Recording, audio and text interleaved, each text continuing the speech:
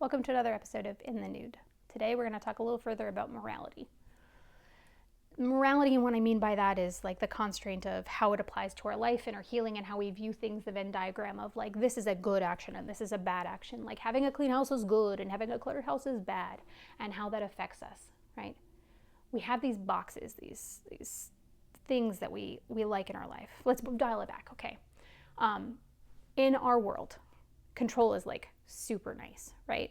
Like when we can figure out and have everything exactly how we want to have it. It's why people love the little like unboxing organization videos, is because there's this cathartic control lever that you may not be able to live that out, but man, it's so nice to see it happen, everything in a row in order.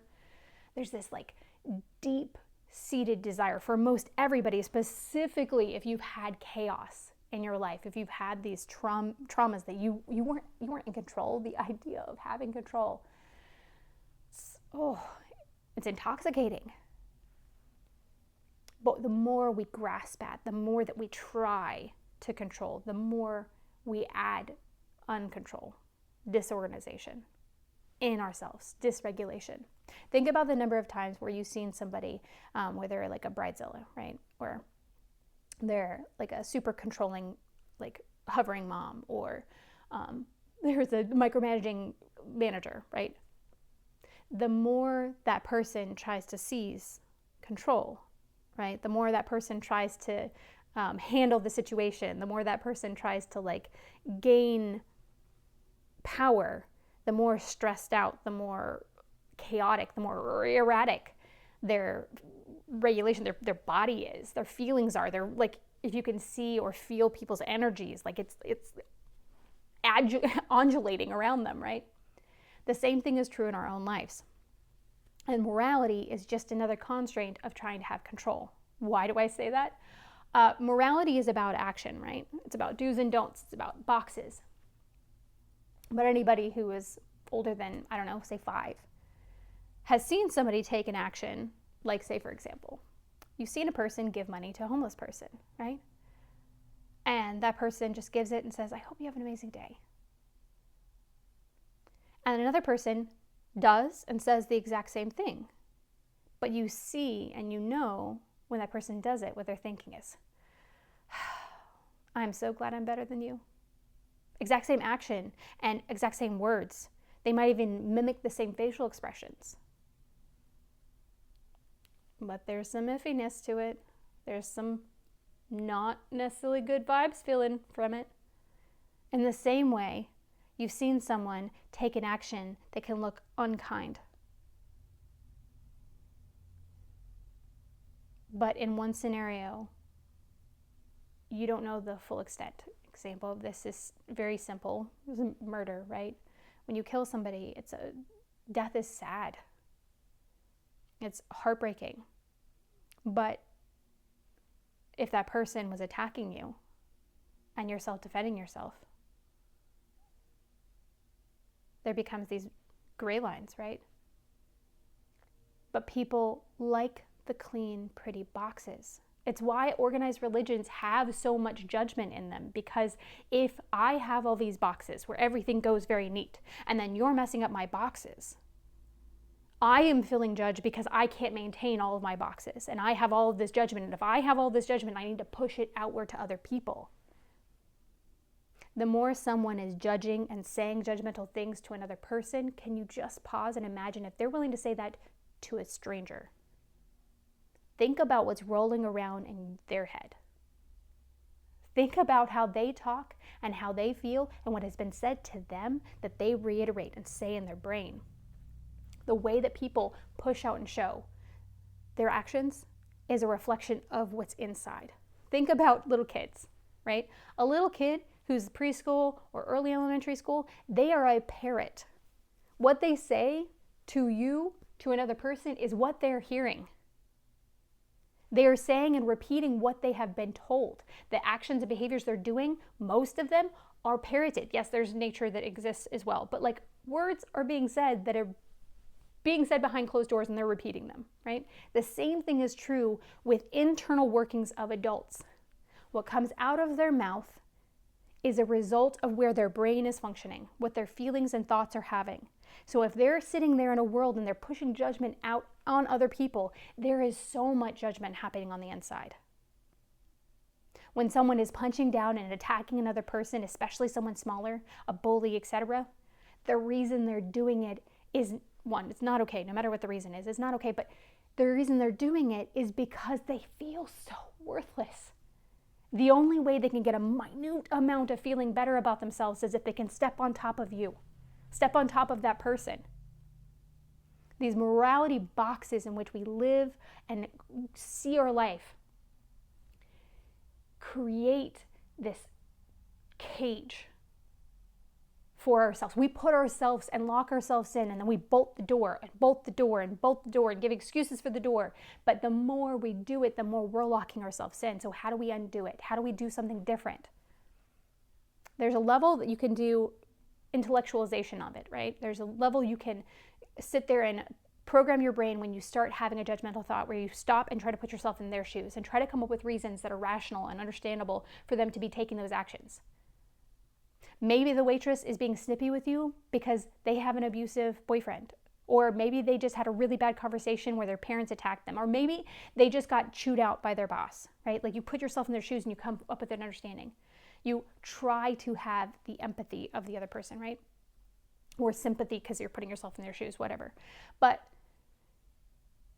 there's only so much that our brains can handle with that. There's only so much that work can do, because we can understand something up here well before we put it down here, right? An example of that is me with bowling. Oh dear goodness, do I understand the concept of bowling? I know how to hold the ball. I know what I'm supposed to do with my arm. I know what I'm supposed to do with my legs. I have been bowling so many times, and I have conceptually thought it through every time that I am trying to do this. I am doing the hand motions. I am listening to the 1, 2, 3s, and I am releasing. I'm keeping that elbow straight. It doesn't matter how much I understand. It doesn't matter how much I have read. It doesn't matter how many times somebody has told me. I have not been able to take that intellectualization up here and metabolize it into my body to be able to act it out. I don't care enough to continue efforting towards that in that particular avenue, because I don't care about bullying, but it's an example of what you've done that too. When you were a little kid, someone talked you through how to ride a bike, and then you got on a bike and it still wasn't natural, and then it eventually becomes a metabolized thing about your person, where it goes from up here in your brain to all the way into your body, where it just becomes nature. So yes, there's a level where things can start up here in the brain, but there's that only goes so far. We've got to get it into our body. We've got to get it into our person. We've got to get it into our soul. And one of the best places to start with that is with compassion. Compassion with yourself. Compassion with other people. When you start hearing yourself lash yourself out, you forgot to take your kid to an appointment, and you're just like, oh, I should have set a reminder. I should... Stopping and saying, you know what? I've got a lot on my plate. I might be ADHD. I might not do well at remembering because of trauma brain. I can do things. I could try to set myself up for the future, but you know what? I can't change the past. But I can sit with myself and say, you know what? That was hard, and I do not wish that I had missed that appointment. When we start coming to the table with compassion for ourselves, we start coming to the table with compassion and offering benefit of the doubt to a random stranger, to ourselves, we're bringing in good. We're bringing in beautiful. We're bringing in connectivity. We are seeing ourselves connected to another person. We're seeing ourselves in another person and them in us. We are not these completely independent pods that don't connect. In the same way that trees, right? Trees are a beautiful example. Most of nature is, but let's just talk about trees for a second. Trees have this stoic, beautiful ability to connect us to what a peaceable life can look like. It looks like they're not doing anything, yet in their stoic nature of just existing, they grow from this tiny seed into this fortified tree that sits and roots and creates life and homes for the people and animals around them, creates shade, creates life through air, creating air, taking waste and then making it something beautiful. It shows the ability to be flexible in the midst of chaos and winds. It shows in how roots work. Did you know that trees connect with other trees and they share their minerals with each other.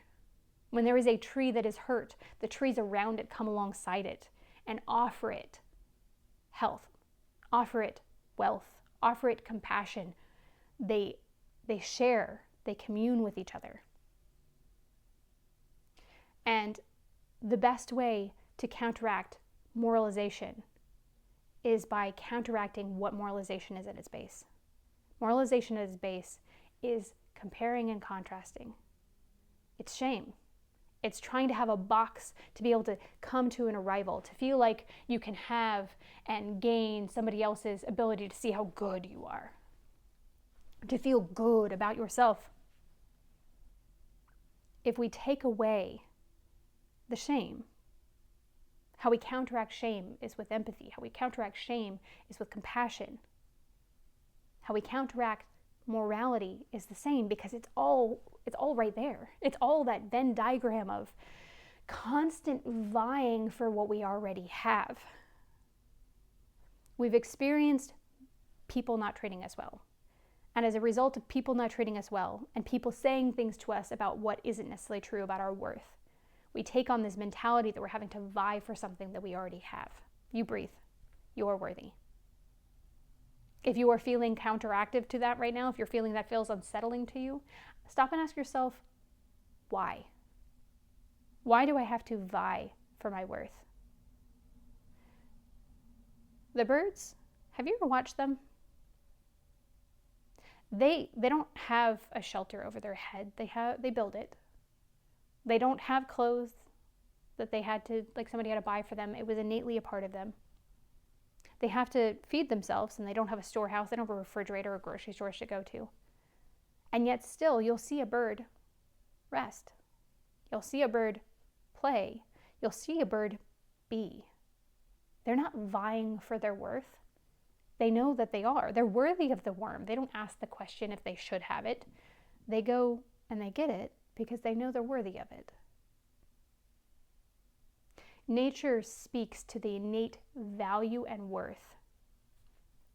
There isn't a question, there isn't a imposter syndrome that nature has. We've taken that on because of course lines and marrings of pains, of feeling less. And then when we feel less, we lash out. How we get around this continuous denigration of ourselves and this continuous comparison and contrast to other people is by counteracting the root, is doing embodiment work where we come back to ourselves, where we ground ourselves, where we learn to regulate ourselves, calm our nervous system from this tense anxiety, and come back to the amazing power that you already have. Your worth isn't your power. That's completely separate. But your worth exists and is. That already is, right here, inside. You keep reaching out for it, but it is reaching in that will actually give you that life. And your power, which is separate from your worth, this is your innate individual nature, your weird conglomeration of gifts and talents and predispositions and personality. Again, we reach out like we're trying to have validation, but the best way for it is to reach in. You've experienced the desire to hustle. You've experienced the desire of reaching out, and you felt yourself get smacked in the hand. You're wanting to feel loved. You're wanting to feel belonging. You're wanting to feel home. For many of us, the way to feel that home starts with us, for ourselves.